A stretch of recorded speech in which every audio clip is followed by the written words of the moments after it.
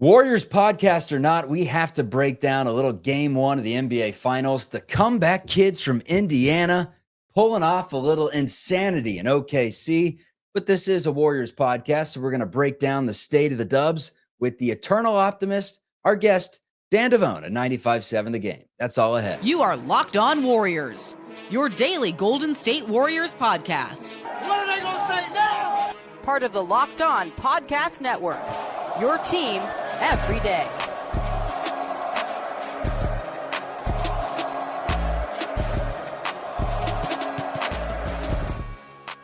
What's the good word, everyone? Welcome to the Locked On Warriors, part of the Locked On Podcast Network, your team every day. A lot of ways you can check out the show, free and available wherever you get your audio podcasts. We're also streaming on YouTube.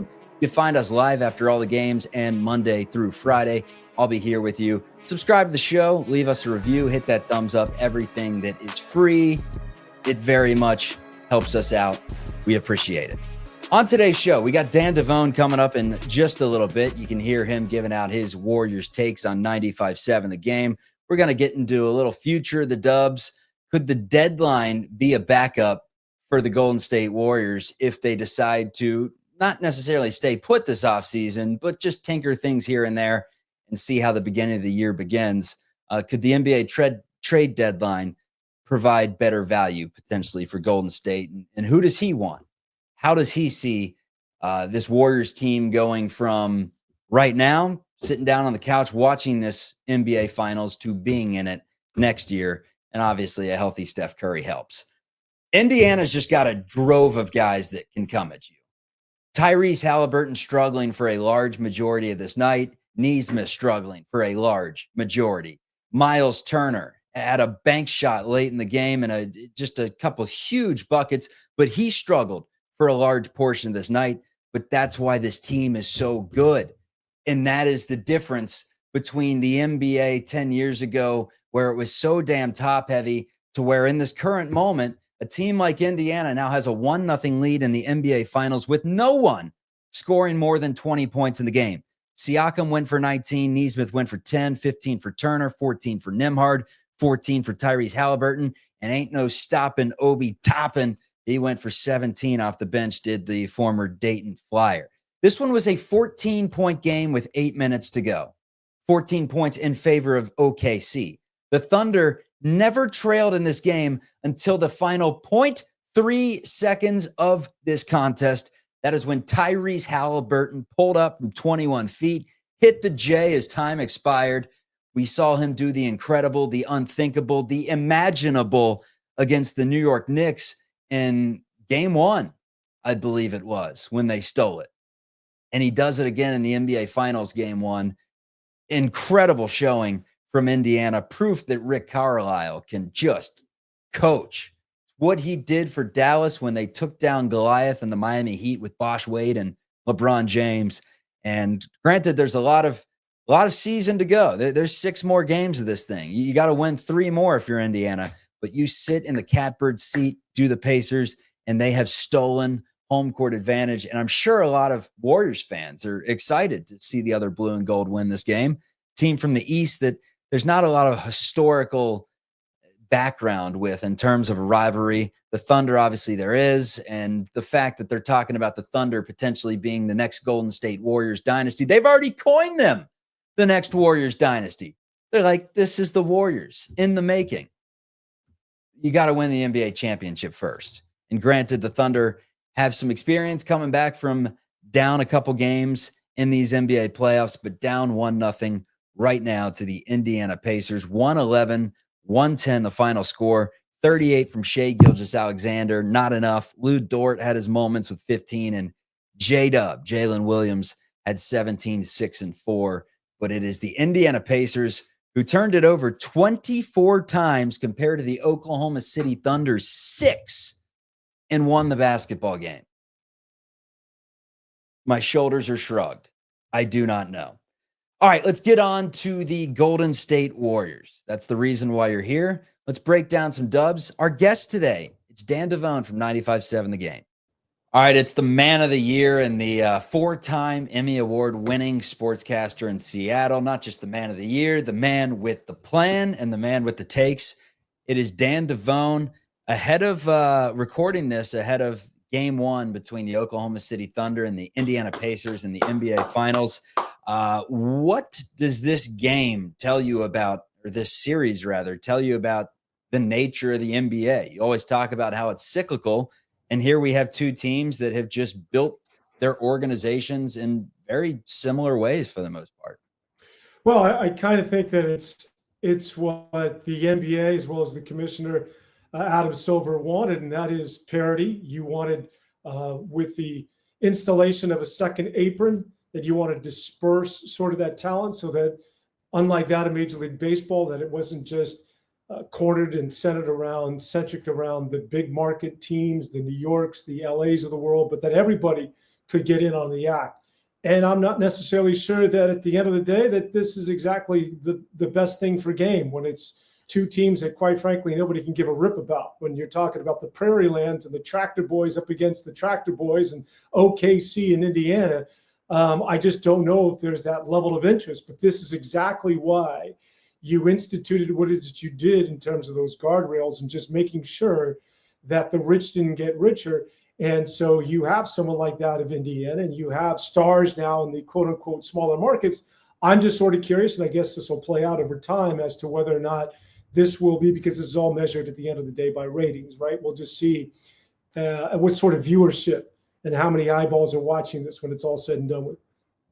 And when's the last time we got two small markets matching up in a series like this? I mean, can you think? I want to say, I read something, and I guess they considered Baltimore, Maryland a small market, but back in the day, it was Washington versus Milwaukee. I read this just recently. I think you had to go back to like the 1970s when you had two quote unquote small market teams, and that didn't do very well as far as ratings were concerned. Yeah, I mean, DC seems like a pretty big market to me. Anyways, in terms of the Warriors, man, the CBA. Can we just get back to the finals for 1 second? Sure. For sure. This is why you brought me on. It's the middle of summer, so no one would give a rip about NBA, so I may as well go here. Okay, I was just literally thinking about this while I was driving in. So OKC, they lead the NBA in just about every metric, right? That's the heavy favorite. Vegas has them as a big favorite, and rightfully so. Team has been so good defensively. Seriously, you look at just about every statistic, and it's OKC dominant. And there's a reason as to why they were flirting with 70 wins this season and why they're still the team to beat and the heavy favorite to win the NBA championship. One metric they left out is that has to be the ugliest team in the NBA Finals in a long, long time. And I don't mean in terms of style of play. I'm talking about facial identity. I don't know that I've seen an uglier composite of a Chet Holmgren, Jalen Williams 1 and 2, Alex Caruso, as Sean was SGA, Shai Gilgeous-Alexander. I'm telling you, this might be the ugliest NBA team, and I'll put that out there to you, Locked On Warriors. Can you name of an uglier team in recent memory? And as we segue back to the Golden State Warriors, to something we sort of take for granted, it does not get any better, more handsome than the backcourt duo of Steph Curry and Klay Thompson. And say what you will about Draymond Green, but that's a handsome gentleman as well. So not only were the Warriors dominant, they were also good looking when they did it as well. Dan Devone knows 100% that if I had a producer, that entire riff would be hitting the chopping block in this scenario. But enough of the NBA Finals, man. Let's get on to the Warriors, because the future of the Dubs right now it's a 2-year plan, as it seems. New CBA has really affected them from just going out and buying more and more talent, to the point where if they're keeping Draymond, Jimmy, and Steph, and that's kind of their nucleus, everyone else around them is going to have to be on somewhat of a value deal. It's going to be tough to add someone else in that's over $30 million per season. I don't think that's the route that the Warriors are going to take. I think they will keep a lot of these young guys. But let me ask you this. Can a team constructed like the Warriors, in terms of paying $150 million to their top three, can a team like this win nowadays? Or do you need more balance in terms of contracts throughout? Well, you need more balance, but as it relates to the Golden State Warriors, it's not their big three. I mean, if you have three players, you clearly should win. It just depends on who those three players are. And the reason why I think the Warriors are going to struggle from this point forward, why I felt that the door was ajar this year, could actually catch OKC. And I think, hey, Steph doesn't get hurt in that opener against Minnesota. Who knows? But I do think it's going to be OKC's conference. And OKC is going to run up against this in a matter of a year or two, where they can't afford all these players. And they're going to have to try and keep their nucleus. And then they're going to have to turn this thing over.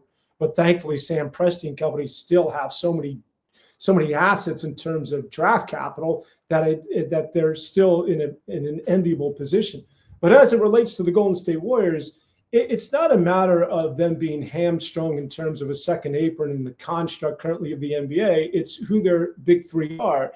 And while Jimmy Butler, Steph, and Draymond certainly are Hall of Fame basketball players, but they are not 27, 28, and 29 years of age, respectively. And that's always been my biggest bugaboo with this team, is that they're too old. And I thought that really was put on display for everybody to see, that Draymond couldn't stay up with Julius Randle, that Steph obviously blew a tire, and Jimmy Butler couldn't put together back-to-back impressive nights. So if you're going to ride that horse for 82 games and then tack on another 2 months of the postseason for guys who are now pushing 40 years of age, I just don't see it.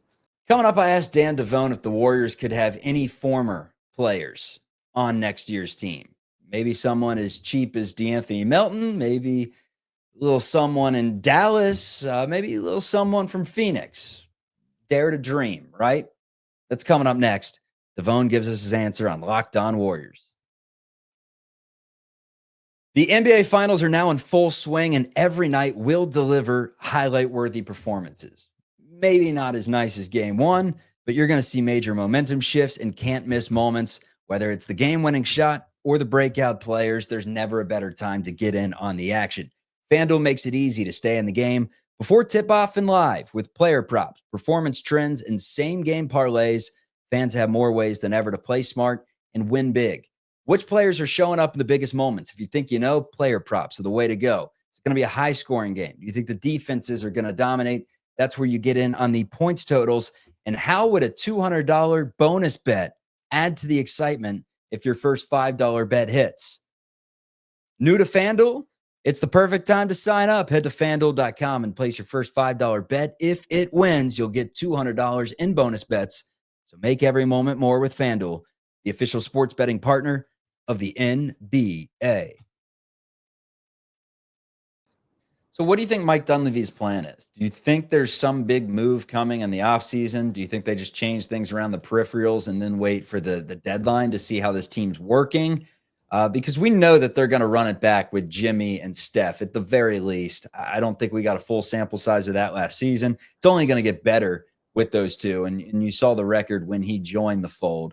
But someone like Draymond, you would have to think, if he hasn't been traded at this point, that he's probably going to retire a Golden State Warrior, or at least finish out this contract. But there have been crazier things that have happened. And Shams has said that this is going to be a crazy offseason. Like, to you, what is the route they're going to take here? How are they going to try to make this? Because they're going to sell the tickets regardless. Steph Curry is going to sell the jerseys. Vibes are going to be fun. It's kind of the final dance, the victory lap for the Warriors. They've done all they can. And if they win a championship or not, I don't think anyone's necessarily expecting them to win another championship. But in terms of actually going out and competing for one, like, what can they do in this scenario? Or is it just an impossible spot to be in to get to that level? Well, what I would do and what Dunleavy's going to do, I think, as we all know, are two completely separate entities. I'll start with Dunleavy. He's going to hang on to these guys for the next 2 years when these contracts are up, and everybody will walk off to the sunset. And I think he, as well as Steph, although they'll never admit this publicly, are resigned to the fact that they know they can't compete with Oklahoma. They know they can't compete with Houston, who's going to get a year older, and who knows who they're going to add on to their roster. When you think about Minnesota, that's not going anywhere. The West there has been a changing of the guard, and the Golden State Warriors are sort of, to me, again, are on the outside looking in, just simply because they're too old at their nucleus and their foundational pieces. But I do think that Steph's okay with that. And Dunleavy at this point is appeasing Steph. And this is the Golden State Warriors are going to the playoffs. Hopefully they can play in those big games where Steph can get excited about a big Game 6 or a Game 7 like they had against Houston.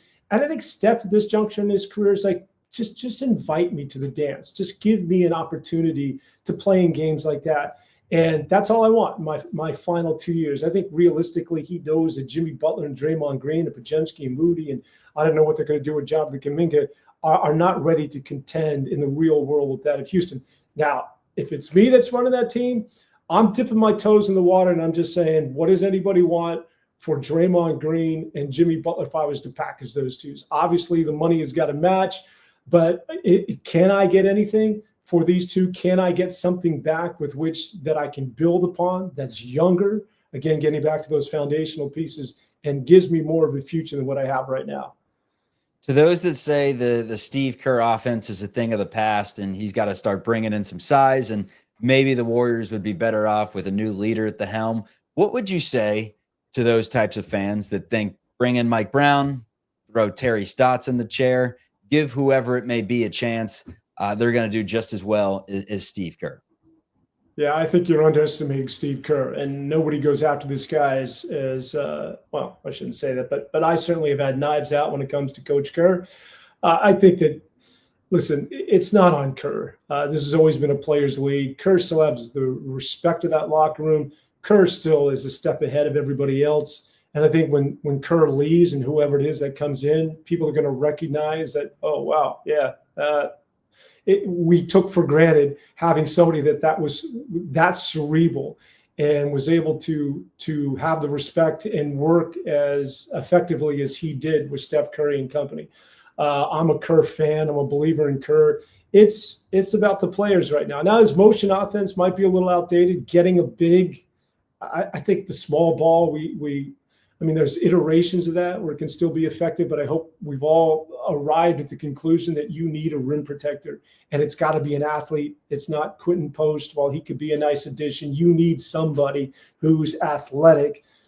If Gafford's available, Dallas has got so many of these guys, go get them. Somebody that can protect and also not hurt you, or somebody that you have to hide in the offensive end. You're talking about Daniel Gafford. PJ Washington's another player that may not fit in with Dallas if they're bringing in Cooper Flagg to start right away.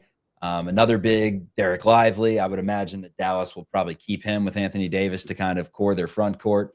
But Klay Thompson is someone, obviously, that is now on that team, and he's someone that probably would have helped the Warriors this year with Buddy Hield on the floor and their shooting capabilities. Is that just – come on, Chuck, like we don't need more age. That's a thing of the past. Or is there any sort of deal to where maybe Klay Thompson would make sense in a Warriors uniform with a big and a package deal? No, that's a come on, Chuck. You're out of your mind. That ship has left the dock. A, Klay Thompson wants nothing to do with his basketball team. And B, again, we're trying to romanticize Klay Thompson, Steph Curry, and all these boys. They're not the same team. And I would argue that Buddy Hield had a better year statistically than that of Klay Thompson over the last couple of seasons. So Klay Thompson isn't the answer. Next. Is that the milkman? Is that the milkman calling you in the background? No, that's fresh delivery, Devone. I got your skim. That's a meeting that I got to jump into. Right? See, I take time out of my schedule to jump on board with what I think is obviously the fascinating show that is Locked On Warriors. We'll get you out of here in just a bit. Thank you for the Klay Thompson advice. Don't even entertain it this offseason. Klay's not coming back. We know this. Straight ahead, how can the Warriors tinker with this roster in the offseason to turn them into legitimate title contenders? Can they do anything? Devone gives us his thoughts. That's coming up. And most importantly, he a dog. We need more dogs. Deadline. Is this something where you think the Warriors should try to make these big swing moves? And by big swing, I mean, they're not going to be that big, but the bigger swing, the sign and trades.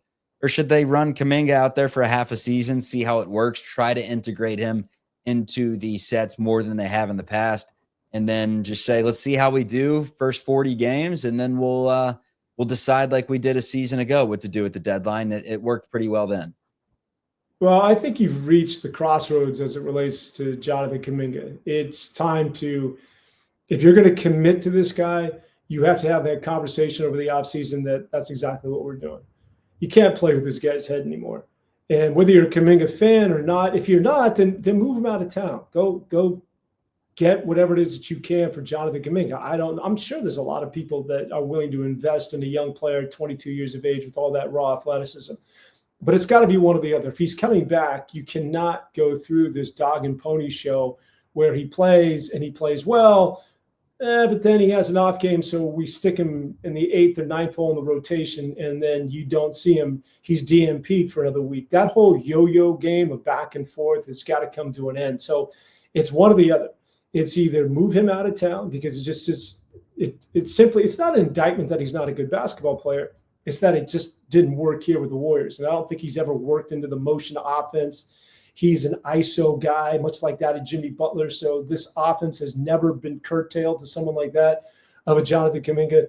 But it's D-Day. Make a decision one or the other with this guy. And if he is coming back, then you have to sit him down and say, okay, listen, you're going to be our 1 or our 2. Steph's 1. You're going to be 2, okay? Don't be intimidated by what Draymond Green's saying. You don't have to defer or make sure that Steph gets into the action. You can go. We want you to go. And he has to give that vote of confidence. And he's got to be an integral part of this team going forward. If you feel as though he can't be that, then it's time to move this guy. I think you're getting ahead of ourselves at the trade deadline. I think it's the offseason first and foremost. Is what is it they're going to do? Is everybody out there sold on these 3 at their age coming back for an entire 82 games? You don't think that either one of these guys are going to get hurt? And then should they get to the postseason, what are they going to have left in the tank? That's not on the mind of Warrior fans out there. I don't know how that's plausible going forward. Oh, it's on all our minds. We know that. It's just, what is the other choice here? I don't think the Jimmy Butler, Draymond Green package does it for many teams out there. I mean, you can look into Phoenix. Maybe they had the interest with Jimmy Butler, the ties with Draymond Green in the Phoenix Suns, and Kevin Durant, always a welcomed addition to the Bay Area. But again, you're talking about let's bring back a little nostalgia, right? Instead of just flipping a chapter and trying to work in the old guard, Steph Curry, with some of these new, younger, talented players that the Warriors could potentially get for a trade of that magnitude. But I just don't know if any teams would be willing to take on that contract with where we stand in the new CBA and with how important your financial setup is. Anyone in free agency right now stand out to you that may be a cheaper option that's been hurt in the past? Anyone? No, and I know you mentioned, was it Rob? Lopez? Was that you floated me with a text? Brooke Lopez. There's Rob Williams out there. There's some buy low players, I guess. And Brooke may be middle of the pack. You may be able to get him a mid-level contract. Doesn't do it for you. No, because we have to recognize the landscape of the West right now. And it's all young teams that have the entire world in front of them, and all young, talented two-way players that are a lot of 3-and-D guys. Look who's about to play in the NBA Finals and representing the West. OKC, they're not going anywhere. And if you think you can bring in another guy on the wrong side of 34, 35 years of age to join that senior center already, it's not a remedy that I would buy into. They've really painted themselves into a corner because I think that they have to do what's right and just give Steph an opportunity, ride this out for 2 years, and hopefully you're competitive and you can still stick butts into the seat. But, that day of reckoning is coming. Steph is going to retire. I'm sorry to break it to people. He can't play basketball for the rest of his life. And so what does that new day look like for the Golden State Warriors? You have to get ready for Armageddon, man. You have to start putting pieces together, and you have to envision a future that doesn't include being reliant on Steph and Draymond Green and now Jimmy Butler. All right, Dan Devone, you can hear him on 95.7 The Game, talking Warriors nonstop. Good stuff today, as always, my friend. Take care. Man, I appreciate it. All right, peace. We are less than 3 weeks away from the NBA draft. It's June 25th at Barclays Center in Brooklyn. The Warriors own the 41st pick overall.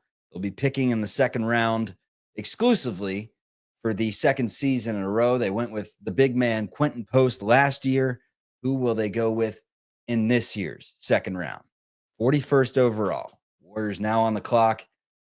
as they're bringing in some players to work out, and we will see who they go with. A lot more NBA draft coverage as this show rolls on throughout the summer, but we appreciate Dan Devone for coming on today. I'm your host, Chuck Walter. This is Locked On Warriors. We're free. We're available. We're on YouTube and wherever you get your podcasts. Have a good one, everyone.